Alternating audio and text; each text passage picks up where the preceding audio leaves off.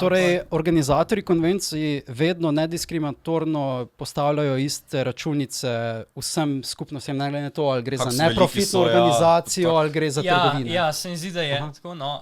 Če imamo nekaj predstaviti, kar se jim zdi pač v redu in fajn, bojo definitivno nam povedali, ja, lahko ste tukaj, vas bomo veseli, pa tako naprej. Isto je bilo z Mofoconom. So bili veseli, da smo se odločili, da bomo pri njih in se mi zdi, da je bil tudi zelo dober. Ste pa inicijativo sami dali, da bi predstavljali VR ali sourcega sami kontaktirali? Ja, za Mofocon sem torej jaz poslal, če bi lahko bili tam.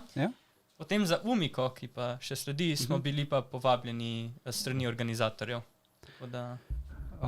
Kako pa mogoče izgledajo ti malo manj konvencijski dogodki, se pravi, kjer predstavljate v bistvu VR na nek sponzorski način, bi lahko rekel, kjer vas trgovine povabijo ali pa nek sponsor. Zato sem razmišljal, ker večkrat vidiš, ko greš v kakšne vele centre, ko ima na sredini, tam prezentacijo takih stvari. Kako se recimo razlikujejo dogodki med sabo? Zdaj čisto odvisno, ne? Zdaj, ko smo imeli na mimo vrste turnir, ne? Kaj? Kje? V Ljubljani, v fizični poslovalnici. Tako, se pravi, v ta velikem mimo vrste, ne? Torej, kaj smo od njih smo dobili, se pravi, čalas, postavili smo edin, se pravi, kako, se pravi, tournament, kar se tiče turnir, že za userje, da smo beležili, kdo je kje, ne? Ampak načelno izvedba je bila pa dosti preprosta, ne? Se pravi, zunaj so imeli že nekaj drugega predstavljeno, tudi drift, kar je bil. Poleg tega je bil tekmovanje od dirkanju, ne? Sim racing, Tako je, sim racing. Ampak ne? Ko kar nas povabijo. Čisto odvisno, Če nas bojo povabili, bomo tam. Če nas ne bojo, pač ne bojo. Ampak vi ste že prav postali neki predstavniki za VR v Sloveniji. Če hoče kdorkoli kaj takega organizirati, pokliče vas. Nobenega drugega ni. To je bilo zelo hitro, ne? Ker pač mi smo se res še eno leto v bistvu nismo na sceni kot tak. Na sceni, pač bili smo res samo online skupnost in to smo samo povabili tiste, ki smo jih poznali, oziroma smo vedeli, da imajo VR, ne. Kaj si, torej en mali Discord channel je uspel nekaj takega narediti, da fizično zdaj predstavlja stvari zunaj ljudem. Kakva dobra zgodba je to. Ne, saj meni tudi všeč, da smo se tako razrasli. Čemu bi najbolj, kaj bi ocenila, da je bil glavni aspekt, ki je pridodal, da je lahko ta skupnost zrasla iz neke spletne skupnosti v dejansko fizično skupnost, kjer lahko pač ponuja virtualno izkušnjo, ne, tudi v živo.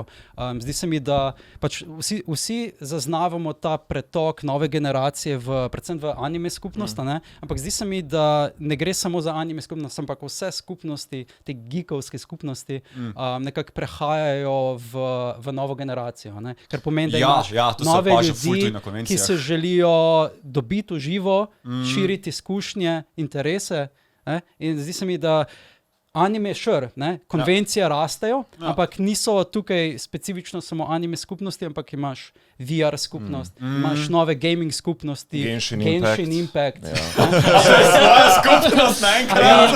Imeli so meetup, ne, na Mofoconu. Exactly, na Mofoconu. Ne, če če stopiš nazaj v tretjo osebo, pa vidiš, na NMN-ju so imeli poln oder zasednic cosplayerji. Na kaj je bil? Mofocon so imeli v bistvu že to srečanje, ni več samo gaming, ampak je sektor znotraj gaminga, kar je zanimivo. Pač niti ne MMO igralci, ker včasih so MMO igralci recimo dobivali, pa si imel WoW, pa si imel RuneScape, ki so si širili znanja, ampak zdaj imaš pa samo dejansko en IP. Veš, to so layeri matrice, Marko, tako si govoril.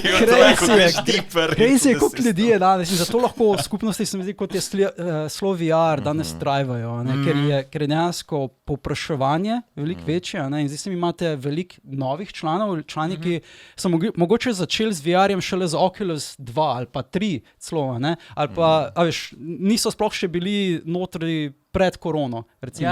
To pa je. Jaz sem res, odkdaj pa obstaja ta skupnost drugače, Slow VR? Cirka 2017. Ja, 2017.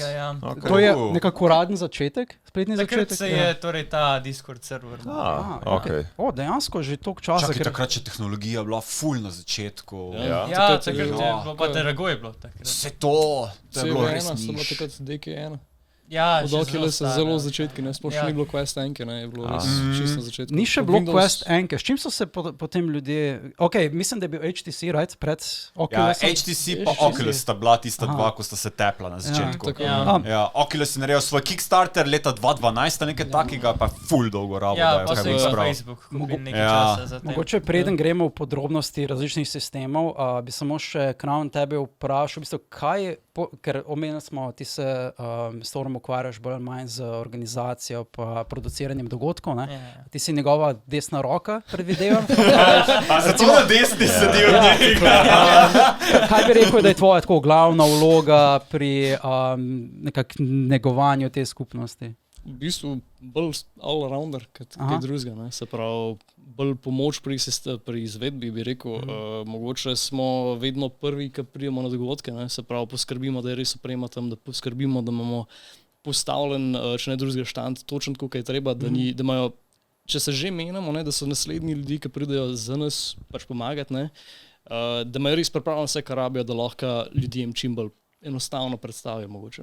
Poleg drugih stvari iščeva rešitve, kako bomo upscale zadevo, sploh, ko se bo odprla skupnost, take stvari. Oziroma društvo, Pardon, društvo. Kakšni so navadni, res tisti baseline odzivi, ko imate dogodke v bistvu izven te skupnosti, ne? Recimo izven konvencijska skupnost, si predstavljamo, odzivi so precej drugačni, zato ker znotraj skupnosti si predstavljaš, da vsi poznajo nekak ta medij.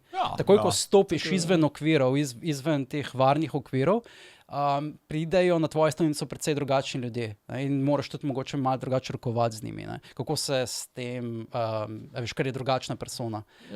Kakšni so ponovadi odzivi, ko vidijo, VR dejansko, ko mogoče nimajo doma sploh VR-ja, otroci pa mame pridejo pogledati na vaše stojnice. Right? Kakšni so odzivi? Zdaj, prva, ki te najbolj šokira, je običajno to, da če že kdo pride, je prvo vpraša, a je to za plačati? To je prva stvar, ki nas zmer šokira. Ne, seveda ni, mi smo na stojnicah zato, da pokažemo ljudem, kaj je sploh to. Ogromno ljudi je, ki nimajo pojma. Pridejo pa ogromno staršev z otroci, ki mogoče otrok pozna zadevo, pa je že videl na TikToku, na Facebooku, kjerkoli, ali pa na YouTubu, ampak mati pa ne pozna, ali pa starši. In iskreno, v velikih primerih so bili starši zelo zainteresirani tudi, da so probali. Recimo predvsem na MN-ju, ki smo imeli tiste kajakanje, pa to, vem, da je bilo mrzkešen z veseljem prav, pa si kar zgubil tiste malo noter. Morda staršem to ponuja še en način, kako zbeži, pobegnejo od njihovih otrok. Alternativno resničnost. Za nekaj časa. V bistvu zelo zanimiva perspektiva, s katero se dejansko lahko delim, ker mi smo imeli tudi stojnico na letošnjem Mofoconu, in takoj, ko imaš malo elevatno ponudbo, se pravi, če si predstavljaš iz zunanje perspektive, ti imaš na VR-ju precej sistemov, ki lahko stanejo skupno več tisoč evrov. Potem ta sistem mora biti zraven še podprt z, ne vem, različnimi zasloni. Od zunaj res gleda kot neka znanstvena fantastika, s čim se to ukvarjate. Mislim, se je. In potem, dejansko ljudje pridejo, a to nekaj stane. Pri nas, isto, ko smo imeli studio na Mofoconu, veliko ljudi je prišlo noter in vprašalo, koliko to stane. Dejansko, kaj stane? Juvanove storitve. Spravi, ampak dejansko, tisti, ki so se želeli slikati, ker ko so videli, mi smo imeli že seveda neko bero cosplayerjev, ki so bili predregistrirani. Ne, ampak ki so več čas bili ampak novi cosplayerji, ki so prihajali noter, velikrat so vprašali, kaj zaplačati.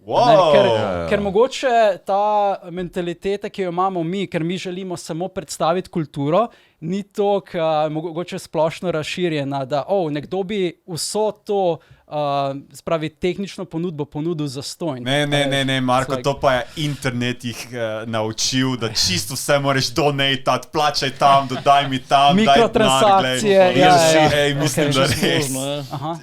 Katastrofa, nič več ni za stojn, gledaj, drugače te Evropajo. To je tista fora, veš, kupiš vstopnico za Mofocon, pa lahko še dodatke. Tako DLC-ja moraš še plačati potem. Zato da lahko greš po hrano.